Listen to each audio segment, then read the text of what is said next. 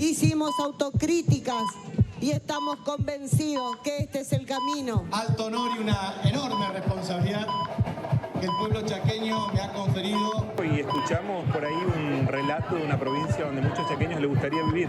Diputada, por favor, le pido respeto. Diputada. El que depositó dólares recibirá dólares. Son los que me fueron a pedir de rodillas que me haga cargo del país cuando esto ardía. Hay que disciplinar a la dirigencia política argentina. Se acabó el curro de la política.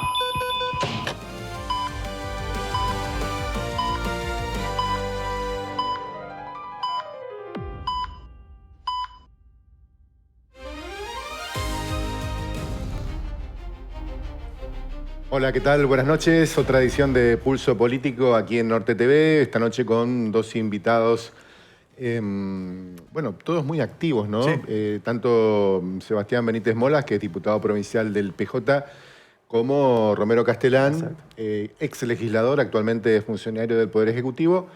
Los dos bastante siempre frontales, directos, así que, bueno, vamos a ver qué surge de ese diálogo. ¿Qué se dicen de manera cruzada? Porque no van a estar juntos, obviamente. Claro, cuesta los mano a mano, pero también es válido poder entrevistarlos por separado. Así es. En una semana donde la agenda nacional, digamos que a nivel político por lo menos, se impuso sobre los demás. Sí. Hasta ahora, en Argentina, en pocos días, en una semana puede pasar cualquier cosa. Exactamente. Pero básicamente por la salida de Manuel Adorni. Bueno, era lo que se preveía, se esperaba que en algún momento iba a ocurrir.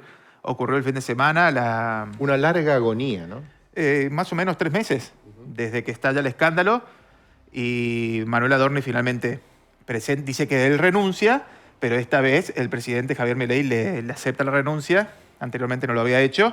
Y ya con la designación, que podemos ver cómo fue el anuncio, la designación de Diego Santilli como nuevo jefe de gabinete de la Nación. Diego Santilli, un hombre que se había sumado relativamente hace poco, podríamos decir, como ministro del Interior, un hombre de muchísima cintura política, hombre del PRO, por más que hoy por hoy ya está dentro de lo que es la Libertad Avanza, pero que está muy bien considerado, digamos, todos los ámbitos políticos, menos la oposición dura, digamos, menos la oposición, pero todos los ámbitos políticos dentro de lo que se dice, tanto el oficialismo ni hablar, pero la oposición dialoguista o el PRO, algunos sectores radicales, demás, todos celebraron que sea Diego Santilli, gobernadores celebraron que sea Diego Santilli el designado entonces en la jefatura de gabinete. ¿Cuánto se demoró, no, lo de Adorni? La verdad es que es como que metiste la mano en la hornalla encendida y tardaste unos más de 100 días en sacar la mano de ahí. Se va Adorni, pero con un daño consumado en la imagen política del gobierno muy importante. Es como que habrá que ver qué ocurre obviamente en la causa judicial, que uno da la sensación de que está muy acorralado Adorni.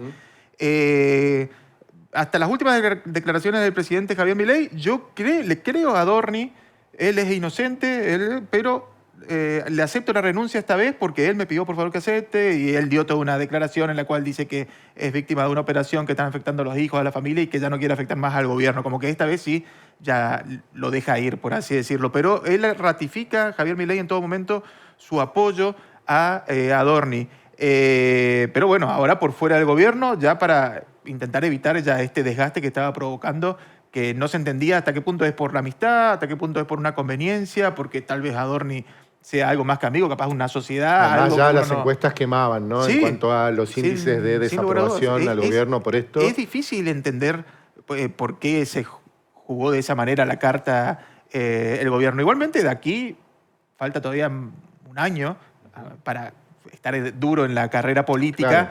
Así que hay un tiempo de recuperación. Hay que ver, obviamente, si están dadas las condiciones. Tiene que ver también con lo que pasa en la calle, con la economía, con todas las cuestiones, obviamente. Así es. Bueno, vamos a la pausa, la primera de esta noche, y luego aquí en nuestra mesa Sebastián Benítez Molas.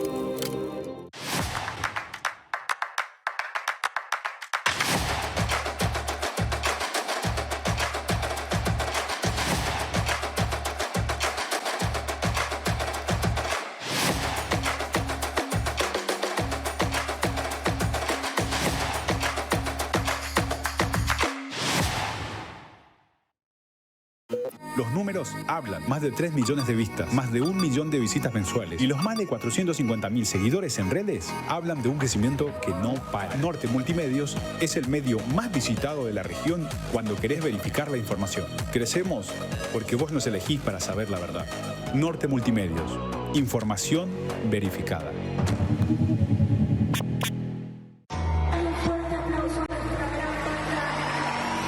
Entonces llega la noche, no hay tiempo para reproches. Hey, hey.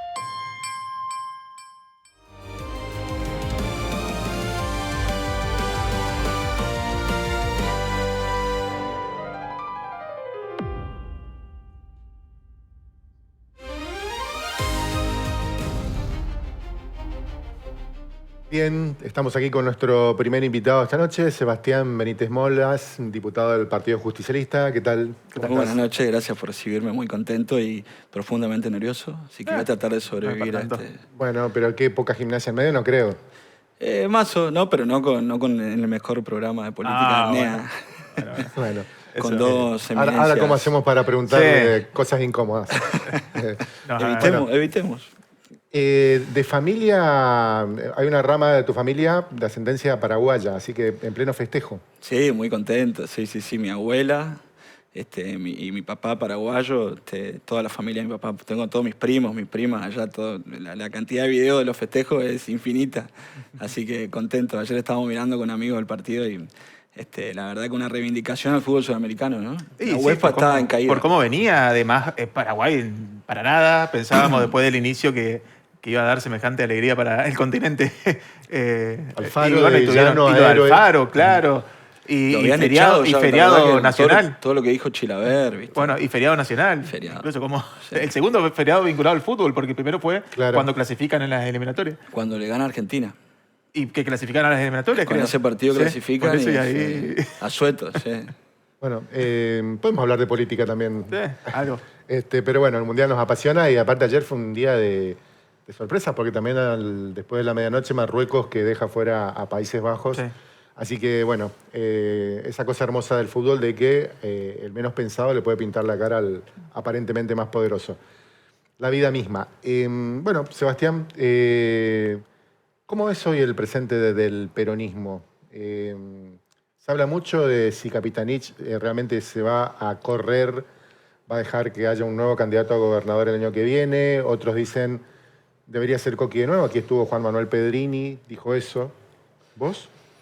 Bueno, el peronismo del Chaco y a nivel nacional se está reconfigurando, recalculando, recalibrando, diría yo, entendiendo que hay que discutir dogmas, repensar una cartografía que construya una propuesta superadora a lo que está pasando a nivel nacional, reflexionar un montón de por qué la gente eligió un Facineroso ante que una propuesta solidaria como la nuestra. ¿Y vos a eso qué te contestás? ¿Por qué? Bueno, hay un hartazgo de algunos proyectos populares. Evidentemente no pudimos resolver y alcanzar las expectativas de la gente. Y también yo veo que hay consecuencias sociales que se analizan recién a los 10 años, sobre todo lo que pasa después de una pandemia, ¿no?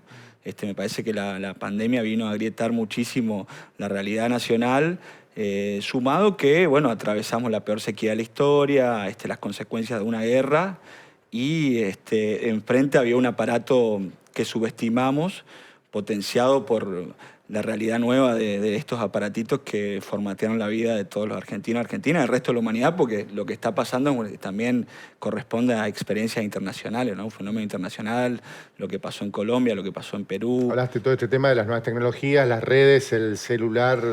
Sí, estoy convencido que el 9 de enero del 2007 cambió la humanidad para siempre, el día que apareció el iPhone y bueno, es el primer teléfono inteligente que supera todas las expectativas.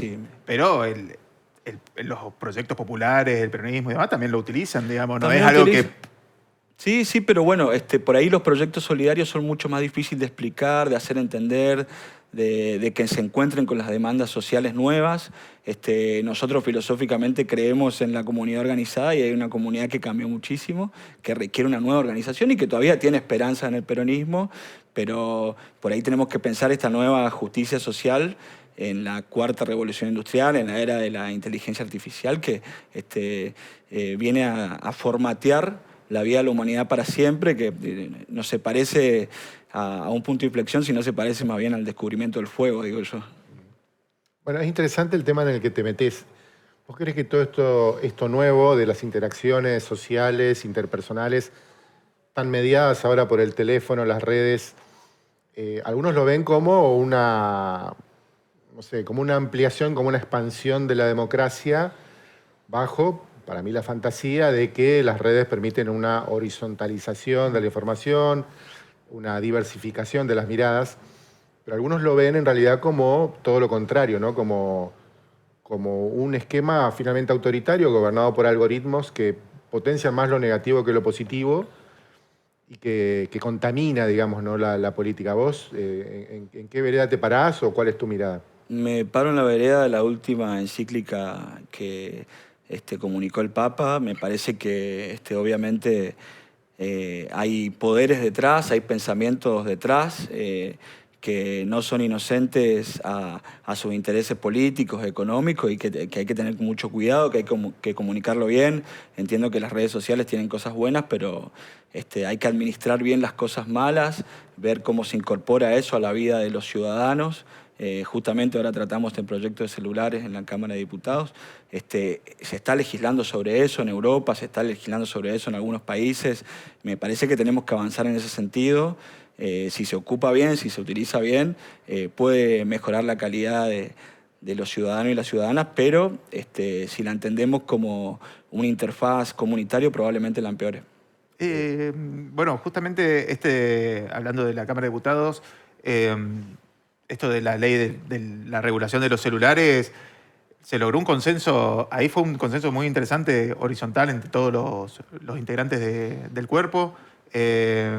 ¿Por qué cuesta tanto lograr este tipo de aceptación, digamos, en los debates? Bueno, va a costar un montón, estamos 16 a 16, la cuestión de paridad hace que todas las discusiones requieran conversaciones incómodas, trabajo fuera de las comisiones. Pero ese, por ejemplo, es un... Comento justo lo trajiste a la mesa, es como un proyecto que... Bueno, vamos a ver después cómo se aplica, pero es bueno, digamos. Uno cree que es bueno que se regulen las pantallas y en las escuelas. ¿Y por qué eso debería mezclarse con las otras discusiones por ahí más políticas, con intereses políticos partidarios específicos? Bueno, hay que construir estas mesas de discusión en todos los aspectos de la ciudadanía, pero sobre todo en el ámbito legislativo, donde obviamente recalibremos las prioridades. Las prioridades que tiene el gobierno no son las mismas que tenemos nosotros. En este caso, el proyecto que regula el uso de dispositivos celulares en los colegios y en las escuelas recayó en la Comisión de Salud, que me toca presidir. Había varios proyectos que se fueron acumulando. Hicimos un trabajo de legislación comparada a nivel nacional. Son 5 o 6 provincias que tienen leyes en ese sentido. Es la primera del NEA. Y también comparamos las experiencias internacionales y llegamos a un acuerdo y el entendimiento de la necesidad de este proyecto. También hablamos con alumnos, con maestros, con padres de familias y madres, y entendíamos que este proyecto era prioritario. Ahí tuvimos un acuerdo con el gobierno provincial que también supo valorarlo en ese sentido. Después, obviamente, nosotros tenemos proyectos que al gobierno provincial no le interesa tratar. ¿Por qué Bisoni es la vice de la comisión dice que hay muchos proyectos que te señala que se cajonean, que se obstaculizan por parte hablando de la Comisión de Salud? No, estamos avanzando en la mayoría de los proyectos, tenemos muy buen entendimiento en la comisión. Ayer tuvimos una comisión extraordinaria de salud, una reunión extraordinaria de la Comisión de Salud, muy nutritiva, muy buena. Estamos pensando cómo actualizar las normas que piden algunos colegios de profesionales, la carrera de enfermería. Yo no coincido con la diputada y la verdad que tenemos un trabajo súper dinámico y fluido con ella, así que me parece decía raro. ayer eso, nos decía. Después lo voy a charlar, pero no, en ese sentido estamos avanzando un montón y obviamente entendemos que las prioridades y la situación crítica del sistema sanitario provincial es algo que no nos deja de preocupar a ninguno, ¿no? Me parece que es el punto más flojo del gobierno provincial. Volvemos a la primera pregunta. Te salí, 27. Que Coqui te zafé. Claro, quedó pendiente. ¿Vos cómo ves hoy la situación del peronismo? ¿Como que está más cerca de repetir a Capitanich candidato por una cuestión de su llegada, del nivel de conocimiento que hay en la sociedad de él, o apostarías por una figura nueva? No, yo rescato muchísimo la altura, la adultez política de Coqui, de hacer esta reunión el otro día en Plaza, muy importante. Tiene una fortaleza el peronismo que tiene muchos candidatos y candidatas, compañeros y compañeras muy valiosos, a diferencia del oficialismo y el radicalismo que tiene un solo candidato que su imagen todos los días empeora.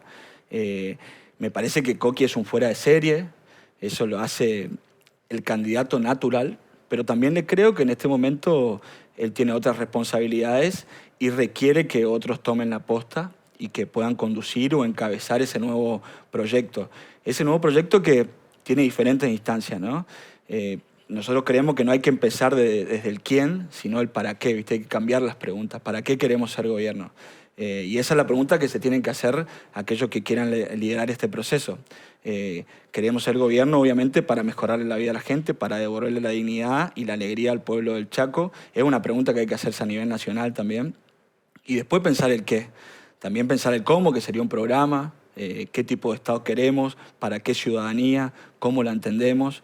Eso requiere muchísimo trabajo, muchísimas conversaciones incómodas y no solamente dejarse a la fe, sino no solamente elegir creer, sino también pensar y hacer, ¿no? Y de eso se está encargando el peronismo.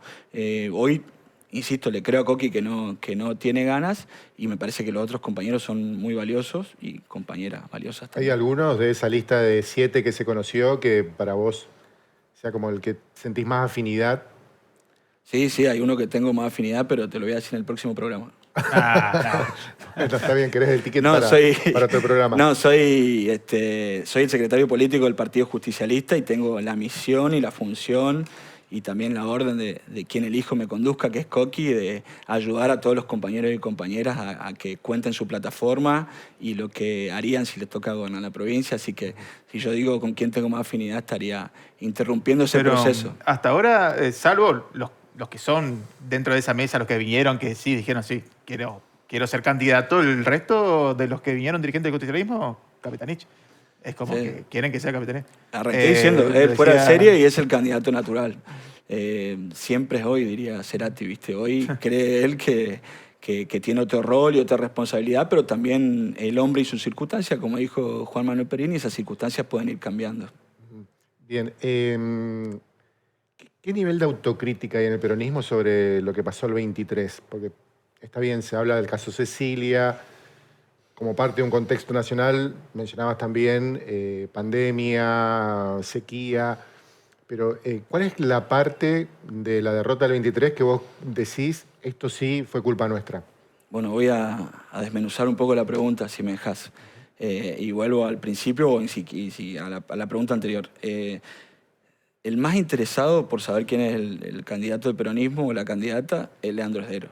Si mañana yo salgo a decir que el candidato es Sergio Schneider, al otro día empieza una campaña negativa como nunca se vio, con todas las consultoras que él contrata, utilizando los recursos para los remedios oncológicos para destruir al candidato. Entonces nosotros como peronistas vamos a elegir ese último día como corresponde por una cuestión táctica, ¿sí? La pregunta era... Acordate. Autocrítica. Autocrítica, no. ¿Qué cosa decís vos? No solamente... Sí, acá nosotros fuimos los que metimos la pata, no tuvo nada que ver la pandemia, no tuvo nada que ver Cecilia. Sí. Bueno, ahí yo creo que sí, que no pudimos desactivar el problema de los piqueteros, ¿no? Ese desorden no lo podíamos, en un momento se nos pasó ya... ¿Se nos pasó o era una conveniencia hasta que, bueno, se fue todo de las manos y hubo que pagar la factura de que fuera un sector aliado?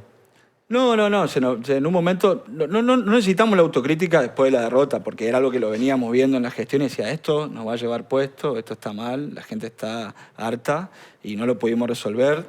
Teníamos mucho miedo a un derramamiento de sangre, a un desastre humanitario, a que algún policía accione mal, y después nos faltó acompañamiento también del Poder Judicial. Acordate que para hacer un desalojo, para hacer una intervención, necesitaba acompañamiento del Poder Judicial. Pero políticamente tampoco se jugaban desde el gobierno a decir, bueno, si se acciona, si se desaloja, se va a respaldar ya sea a la justicia, a la fuerza policial.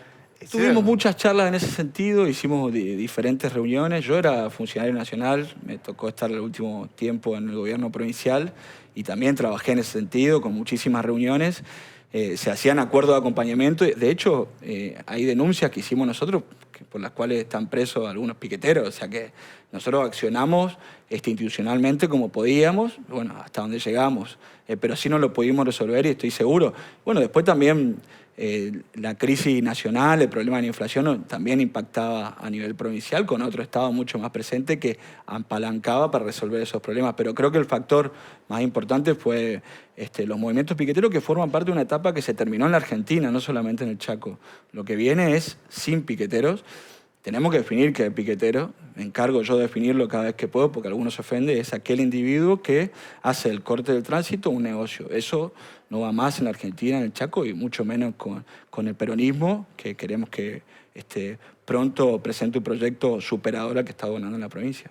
Además de haber provocado el daño político que provocó ese vínculo, algunos dirigentes, sobre todo, aquí tuvimos un dirigente juvenil del peronismo, decía que además de haber sido algo que dejó mal parado el peronismo frente a la sociedad, fue algo que perjudicó a la propia construcción política cotidiana del peronismo, porque el militante barrial, que era el que a veces canalizaba los reclamos, pasó a ser reemplazado por el piquetero como una especie de tercerización del trabajo de campo, y es como que también esto debilitó la base del peronismo. ¿Vos lo ves así?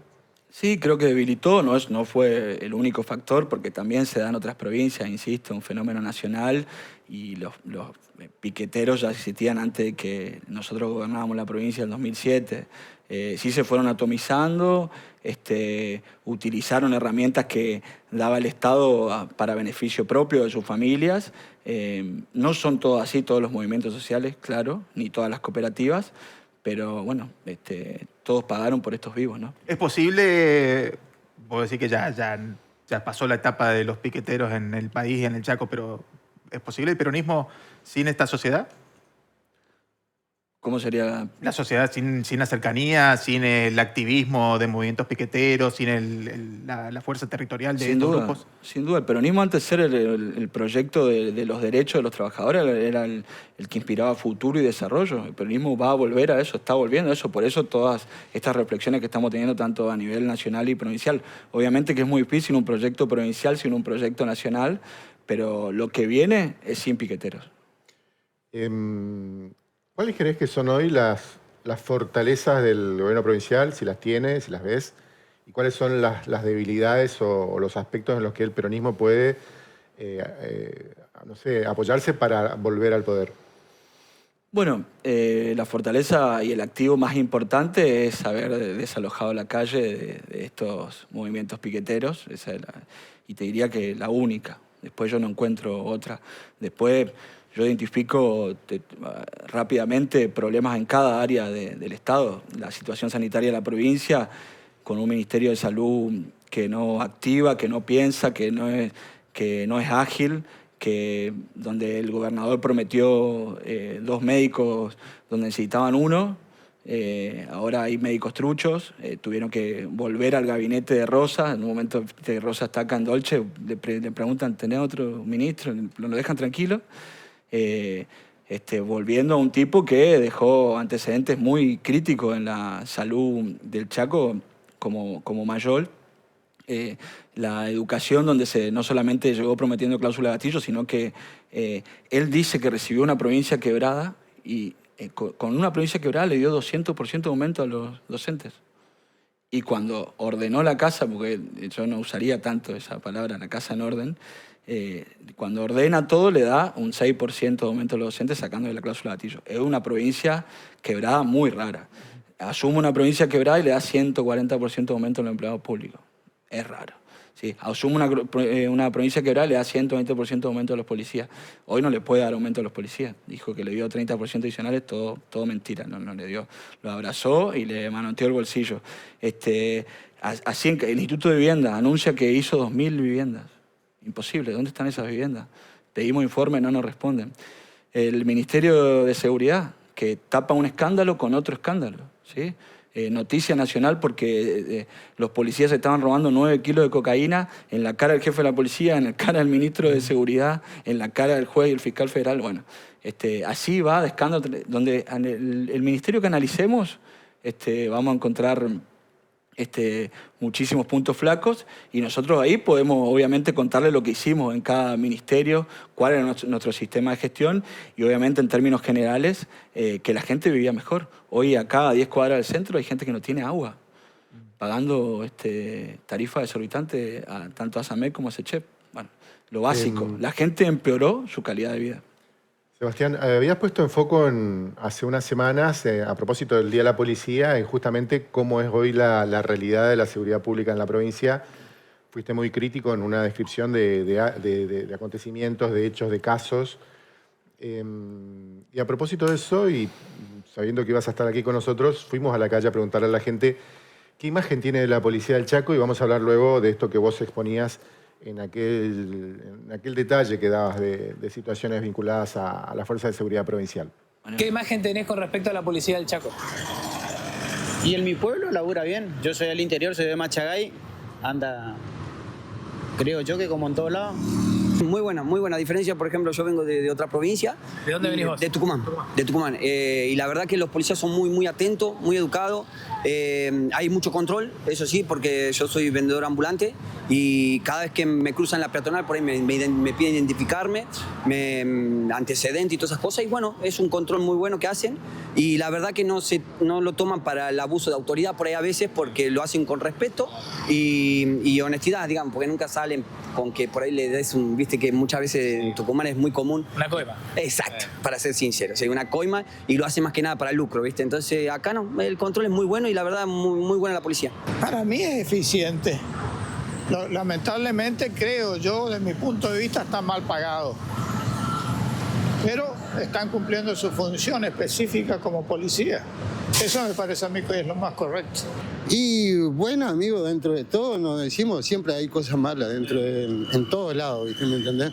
Siempre está el bueno y el malo, pero yo creo que tenemos que confiar en nuestra fuerza y ellos son los que están velando por nosotros. Y bueno, por ahí algunos cometen algunos errores, bueno, pero no le podemos crucificar a todos por eso, ¿viste? ¿Me entendés? Para mí es ilógico, hay muchos que hacen su trabajo como corresponde y lo hacen bien, ¿viste? ¿Me entendés? Entonces hay que destacar lo bueno también y bueno, a lo malo hay que tratar de ir limpiando nada más. ¿Qué le hace?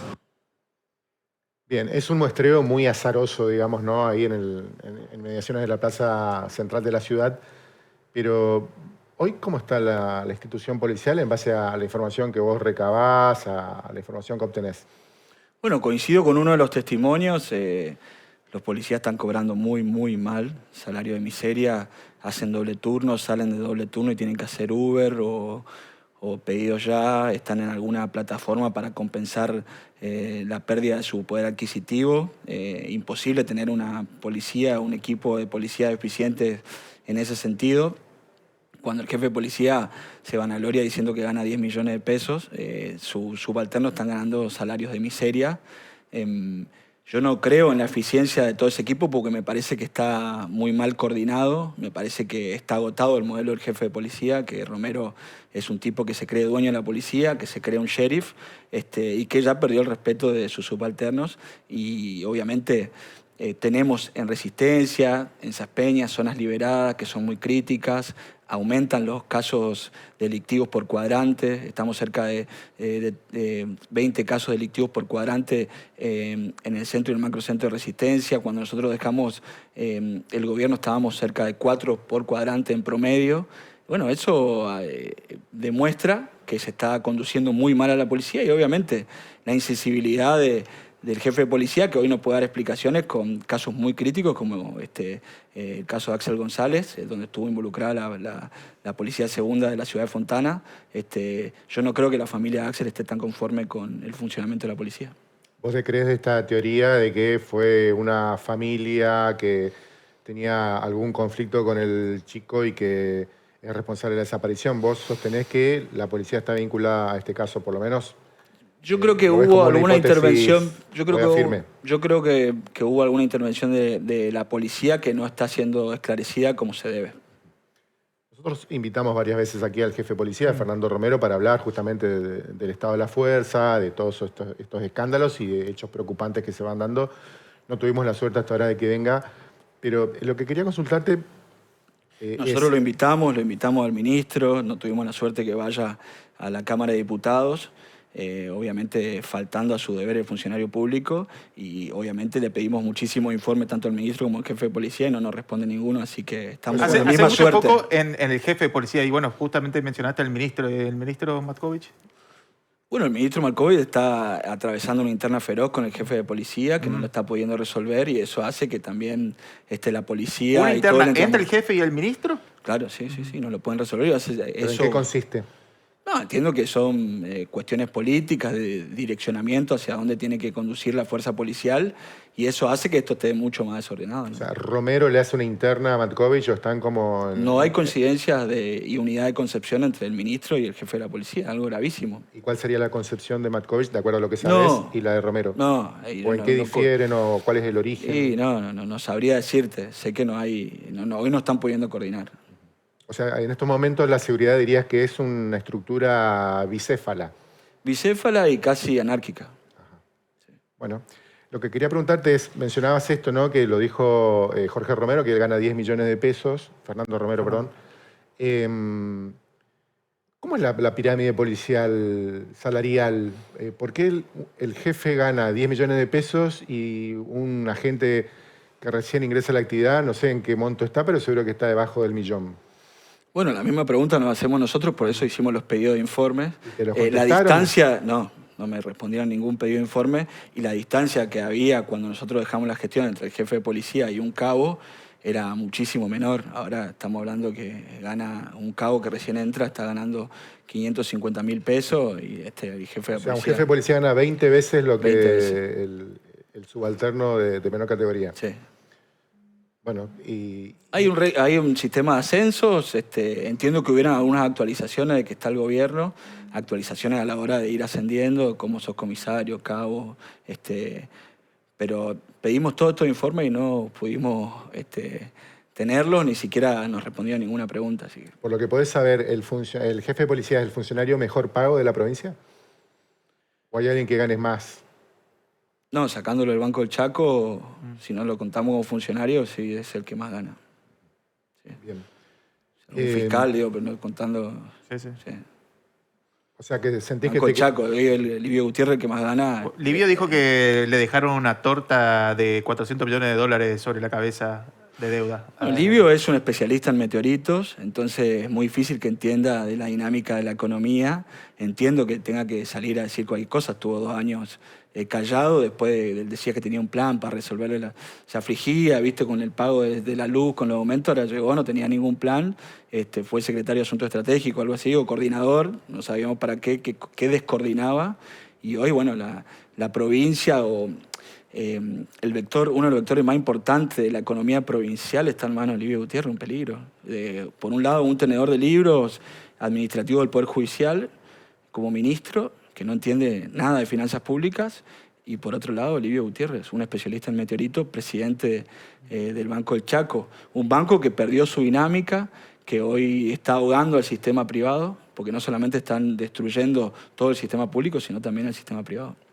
Bueno, Sebastián, muchas gracias. No, gracias a ustedes, muy amables. Gracias. Sebastián Benítez Molas, aquí en la mesa de Pulso Político. Vamos a una pausa y ya regresamos.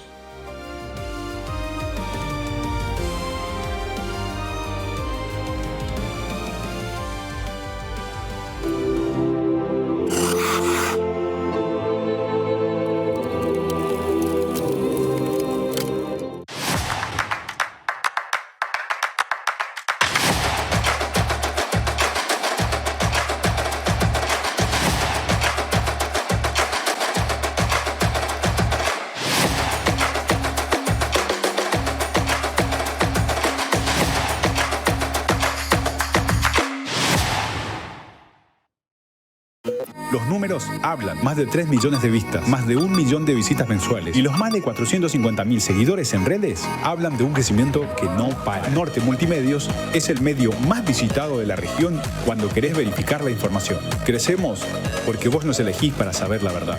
Norte Multimedios. Información verificada.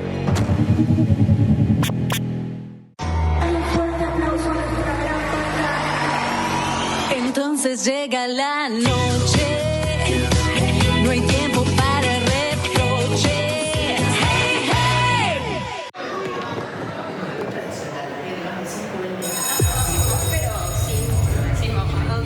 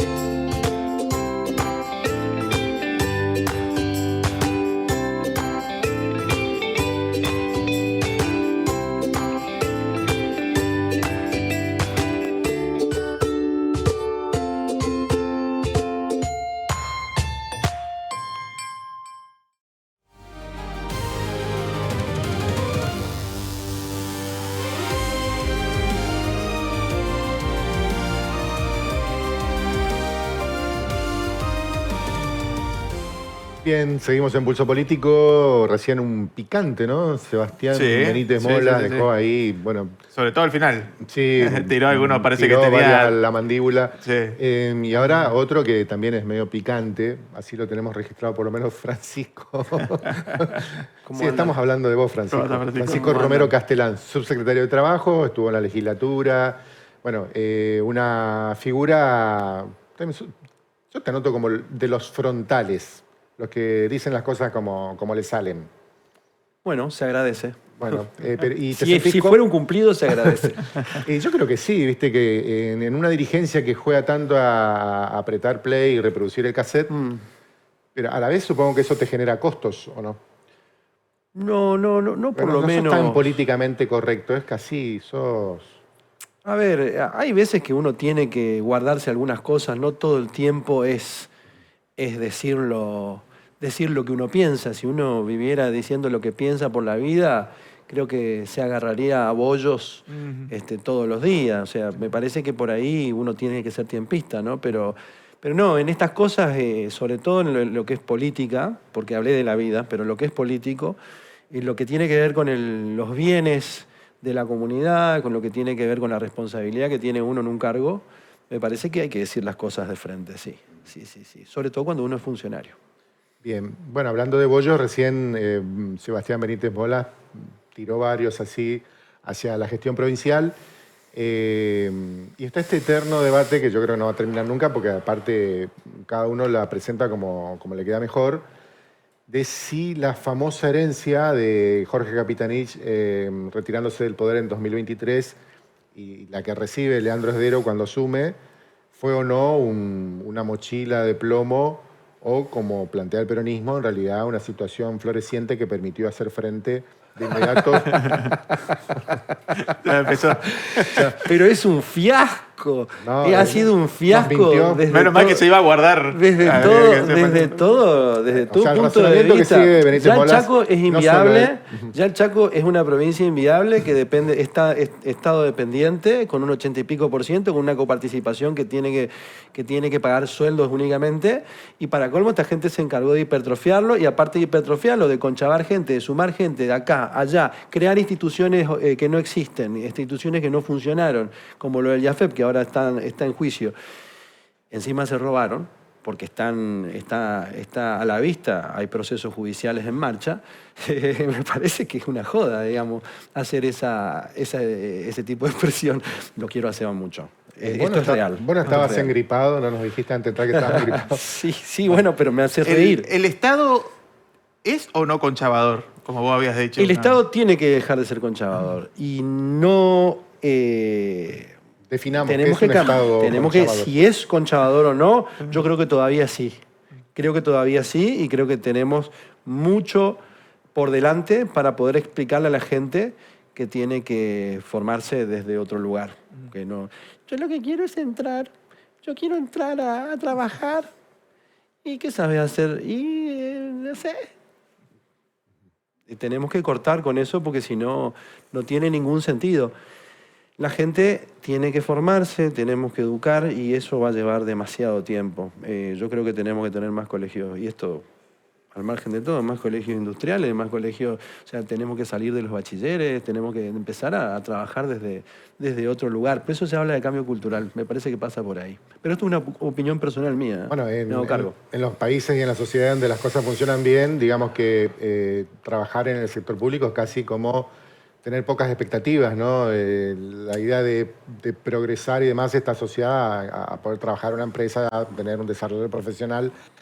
Y acá es del salvavidas de todos estar en el Estado. Debiera ser jerarquizante, por un lado. Pero voy por con otro esto, lado, por ejemplo, el Poder sí. Judicial abre una convocatoria para cubrir cargos Todos estamos ahí. 22.000 personas. Todos estamos ahí. Para 800 cargos. Uno tras otro, así haciendo fila. Ojo, debiera ser jerarquizante, pero también es cierto que no todos los sueldos son, viste, la gran cosa. Obvio. Pero no, me parece que acá hay que barajar y dar de nuevo, y tiene que ver con el desarrollo, la idea que uno tenga de provincia a futuro, ¿no? Creo que nosotros no podemos depender más del Estado, y que eso va a tardar generaciones, digamos, Bueno, vos sos subsecretario de Trabajo, estás al tanto de cómo está el mercado laboral. Se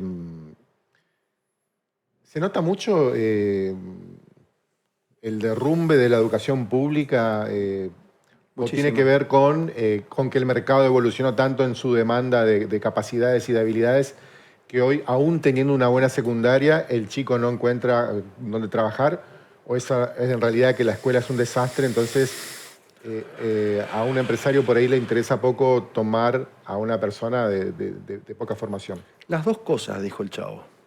¿Sí? Me parece que el derrumbe de nuestra educación viene de añares, de generaciones perdidas, de las escuelitas de verano que hemos tenido, que pasaba gente sin ningún tipo de planteo serio, educativo.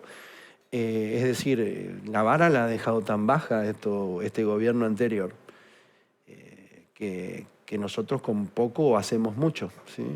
Me parece que por un lado eso, y después, bueno, siguiendo esto de que soy subsecretario, yo estoy tratando de tener reuniones con las diferentes cámaras de comercio, a ver qué es lo que se necesita. Nosotros tenemos que ir a una idea de provincia que responda a la demanda, ¿no? La oferta tiene que responder a la demanda.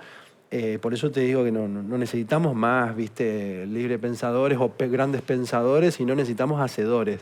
Entonces yo por ahí, bueno, bárbaro si sos profe de filosofía, bárbaro si querés ser docente, pero me parece que pasa por otro lado, ¿no? Necesitamos EFA, necesitamos colegios industriales, agroindustriales, necesitamos gente que sepa manejar drones para sembrar, drones para regar, sembradoras, necesitamos otro modelo, y bueno, es esa la idea que estamos trabajando.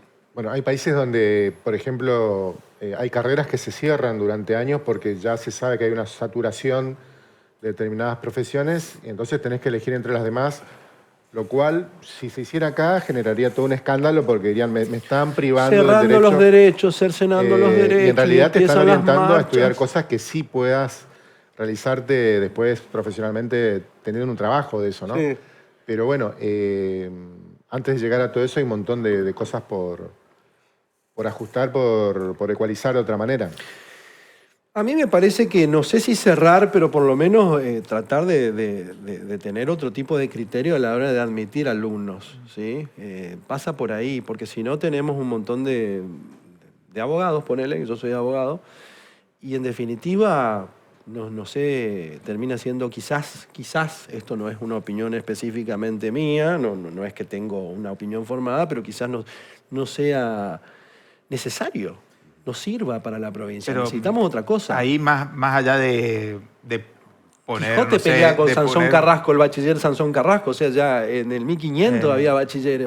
Pero ahí más allá de lo que pueda ser una especie de buscar filtros, formas de derivarla hacia una demanda, una oferta más técnica u otras carreras, en verdad haría falta un trabajo desde mucho antes para que solo la persona vaya formando ese interés. Sí, sí. No que sea una cuestión nomás de que después... Sin duda, los planes educativos entiendo que se están desarrollando en ese sentido. ¿Sí? Pero sí, sin duda, tenés toda la razón. Uno no puede venir a imponer de un modo u otro determinado, pero sí llega un punto que en algún lugar tiene que darse un corte. Bien. Hicimos una mini encuesta en la calle preguntando a la gente qué problemas o qué medidas tomaría, mejor dicho, en caso de tener la posibilidad de definir incentivos para la generación de empleo. ¿Qué medidas cree que son necesarias para que haya más trabajo? Ahí me mataste, che. Yo soy del interior, estoy en otro... Ahí me liquidaste, ¿no? ¿Hay más trabajo en el interior que acá? Y estamos en todos lados igual, amigo. Hay mucha pobreza, pero bueno, creería yo que va a cambiar. Hay que esperar, hay que dar tiempo nomás. Y la verdad que, bueno, implementar nuevas medidas, o sea, flexibilizar los impuestos, sería uno. También ver el tema de las indemnizaciones a la hora de despido, también es una. Y bueno, también generar fábricas, no sé, abrir puestos, hacer más, también las ferias que están en negro, digamos, blanquearlas, hacer que se imponga algún impuesto y bueno, así generar fuente de ingreso y de trabajo. Son tantas las medidas que tendría que implementarse en primer lugar, que haya industria para crear mayor capacidad para la gente, para el trabajo, para mí, desde mi punto de vista. Y bueno, eso sería una de las medidas principales y otras medidas son esas, para mí son esas, no hay otras. Fomentar un trabajo, qué sé yo, que haya un poco más de libertad en el tema de por ahí tanto impuesto, tanto tasa, que del municipio, que del gobierno, que de la nación, te ahorcan de todos lados. Y ahí estamos medio jodidos. Eso por ahí es lo que nos genera empleo, ¿viste? Que alguien pueda invertir, que alguien quiera invertir, ¿viste? ¿Me entendés? Y aparte está muy fea la mano también, ¿viste? Que eso también tiene mucho que ver, ¿viste? Bueno, es un muestreo, siempre lo remarcamos, totalmente al azar, no es nada elaborado con un criterio sistemático, pero sí llama la atención cómo la gente tiene internalizado la cuestión de la carga impositiva. Sí. Yo creo que antes, 5 años atrás vos No hacías éramos eso tan y no era conscientes. esa, en el tema, en esta pregunta no era esa la preocupación. No, Claro, no, la sin cuestión duda, prioridad. sin duda. Bueno, nosotros desde el gobierno, yo como diputado he votado la disminución de la carga impositiva en lo que respecta a ingresos brutos. Ya para 2030 casi que no va a haber Bueno, ingresos brutos. eso O sea, lo destaca por un lado, sí. Alfredo González, que vino hace algunos días a Buen Día Norte. Él dijo, la provincia del Chaco es la Por única, expreso no sé si dijo pedido que es del la gobernador única, votamos eso. o una de las únicas que hizo una baja, pero no, igualmente no. Sí, es como no que alcanza, va a no decir. alcanza, No alcanza, hace falta inversión. En la provincia hace falta inversión. ¿Y acá qué inversión va a venir si no es algo que tenga que ver con lo forestal? Esta es una opinión mía. Es decir, nosotros votamos un RIGI, cuando era diputado también, el régimen de incentivo para grandes inversores. Estamos hablando de 200 millones de dólares para poder invertir. Y invertir y que no se la lleven como se llevó en su momento la forestal, ¿no? Que lo cuenta muy bien Gastón Gori, cómo se llevaron las cosas, pero además nosotros ni siquiera tuvimos la responsabilidad de cuidar todas esas estaciones de tren. Bueno, que no nos pase lo mismo si viniera alguna inversión de ese estilo. Nosotros necesitamos una fuerte inversión, una seria inversión.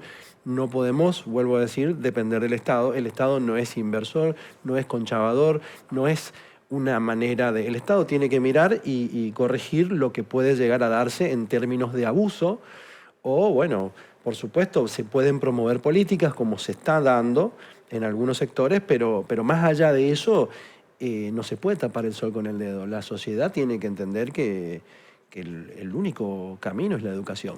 Por eso yo hablaba de lo que hablaba hoy. Hablemos de 2027. ¿Crees que se puede reeditar Esdero versus Capitanich? No sé, la verdad que es posible, es posible.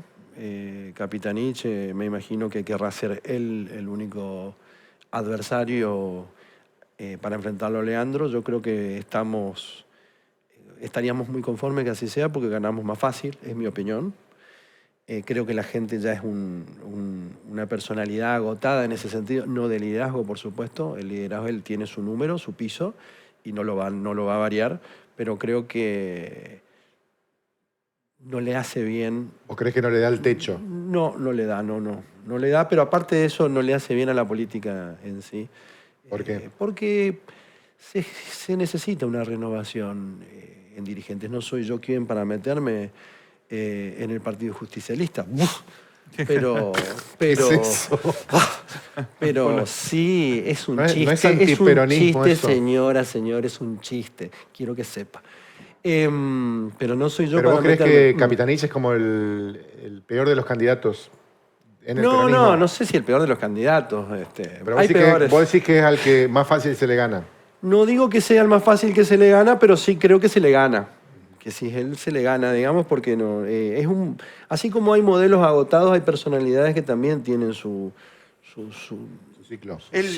¿Vos le creés, por ejemplo, Benítez Molas decía unos minutos atrás, el peronismo ahora es sin piqueteros? ¿Vos le creés esto que es posible en la concepción de este tipo de poder peronista? El peronismo ahora es sin piqueteros. Así lo dice textual. Y bueno, no sé, habrá que ver. Los piqueteros se manejaron siempre que hubo plata, digamos. El peronismo también se manejó siempre cuando existió dinero. Ahora que están sin la billetera, es que se la ven un poco difíciles. Nosotros hemos militado siempre sin un mango. Hoy estamos militando en el gobierno sin un mango. Entonces es fácil, digamos, cuando está la billetera llena, que aparezca un montón de gente y aparezcan piqueteros o quien sea, ¿no? El método piquetero, la única justificación que ha tenido ha sido justificado, a mi modo de ver, en los 2000, cuando es muy parecido al hurto famélico, digamos, ¿no? Que uno justifica el hurto, el robo de comida, porque en definitiva se está muriendo de hambre. Bueno, vos podías justificar un corte de calle, porque se moría de hambre la gente. Ahora, que esto lleve a un abuso, que esto lleve a un desmanejo, que esto lleve a un desarme total y absoluto del Estado, porque lo han desarmado de tal modo que el Instituto de Vivienda no existía, armaron este IAFE para no tener controles y robarse toda la guita, es otra la historia. Y eso es haberle dado el poder a los piqueteros. Entonces yo a Seba le creo, pero al peronismo no le creo. ¿Vos crees que fue un efecto no deseado de una idea que en su origen era buena, la de llegar de otra manera con la asistencia social? El peronismo en general lo presenta de esa manera, ¿no? Como algo que se fue de las manos, pero que tenía un buen objetivo, o que en realidad ya desde el vamos la cosa estaba pensada como esto, generar un flujo de dinero paralelo a los controles, un ida y vuelta en la guita que se daba. Señora, señor, toda idea es gran idea hasta que se lleva a cabo. ¿Y quiénes la llevan a cabo? Hombres, seres humanos. Entonces, yo lo que creo es que si está manejada por hombres y hombres que en definitiva no tienen control, es ahí donde en definitiva repercute en el bolsillo de los ciudadanos, ¿no? en la sociedad. Bueno, hablaba recién del peronismo, los posibles candidatos. Capitanich, Esdero, ¿es como indiscutible la búsqueda de la reelección? ¿Crees que no va a haber una precandidatura dentro del propio radicalismo? Yo creo que no hay ninguna duda que tiene que ser el gobernador, porque hay cosas por continuar en el mismo sentido. Son las mismas políticas. Me parece que sería hasta injusto. Se aplacaron esas críticas que el año pasado fueron muy fuertes por el tema de la alianza estratégica electoral, obviamente, con la Libertad Avanza, de que tenga tanta preeminencia la Libertad Avanza por sobre el radicalismo. Siempre va a haber gente disconforme. Siempre va a haber algún purista que se quiere pintar la cara por sí y por la nada misma y para no ganar nada. Pero me parece que nosotros estamos hablando de una cuestión de supervivencia política, de una cuestión de gobernabilidad, de una cuestión de acceso a fondos. Me parece más que importante, llámese como se llame, nosotros vamos a seguir siendo radicales y la base de todo es la Unión Cívica Radical, sin duda alguna, por lo menos en la provincia del Chaco. ¿Ves como asegurada la reelección de Esdero o lo ves como un partido que va a estar complicado? No, lo veo reasegurado, por supuesto. Por supuesto que lo veo reasegurado. ¿Y vos, en el 2027, en qué lugar te gustaría estar? Veremos cómo se desarrolla mi trabajo, ¿sí? Cómo termino, si puedo realizar los cambios que quiero realizar en la Dirección Provincial del Trabajo, mi capacidad de gestión, lo que yo pueda generar en capacitación y empleo, que es hoy mi área. Y por supuesto que se aprueben los proyectos que hemos presentado. Hemos presentado proyectos para financiar a través del CFI para capacitaciones, por un lado de oficios y cuando estaba en gobierno, que tiene que ver con capacitaciones para pueblos originarios, ¿sí? Estamos hablando de horticultura, ganado menor, lo que es la miel, apicultura, etcétera. Y bueno, veremos si se pueden desarrollar esas cosas. Puede haber un mejor posicionamiento personal, pero al margen de eso yo voy a estar a donde me diga el partido, a donde me diga el gobernador. No tengo absolutamente ningún sobreinterés en el asunto. Me gusta la política, por eso hago, pero también tengo mis cosas particulares y también puedo volverme tranquilamente a mi casa. El tema del empleo hoy, o mejor dicho, el tema del desempleo, ¿es crítico? Es crítico, sí, es crítico.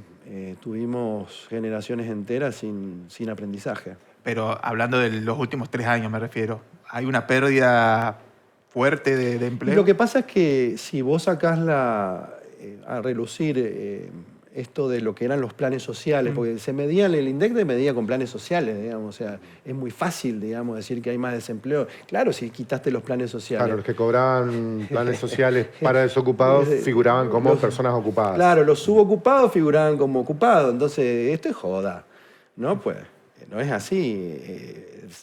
A ver, acá el argentino, el chaqueño, tiene que hacer un sinceramiento, digamos. Somos inútiles capaz, ¿viste? Y esto tiene que ver en qué sentido. En las pensiones por discapacidad. Las pensiones por discapacidad para gente que no era discapacitada. Es decir, o sea, la discapacidad es de la persona que no era discapacitada que está pidiendo la pensión por discapacidad. No sé si se entiende lo que digo. Hay una falta de sinceramiento y en algún lugar también parece que tuvimos alguna guerra en algún departamento de la provincia del Chaco, que tenemos un montón de gente, teníamos un montón de gente con pensiones por discapacidad. Había índices de personas con discapacidad que entonces, claro, dentro de la población eran una locura. Entonces, ¿no? Claro, entonces vos decís, sí, pudieron haber subido los índices, pero claro, tenemos la subocupación y tenemos las personas los planeros que obviamente, si no están haciendo nada, no tienen por qué percibir un estipendio. Bien. Te agradecemos mucho, Francisco. A ustedes, chicos. Muchas gracias. Francisco Romero Castelán, aquí en Pulso Político. Llegamos al final de nuestro programa. Les agradecemos su compañía. Nos encontramos aquí nuevamente el jueves. Chao, chao. Chao.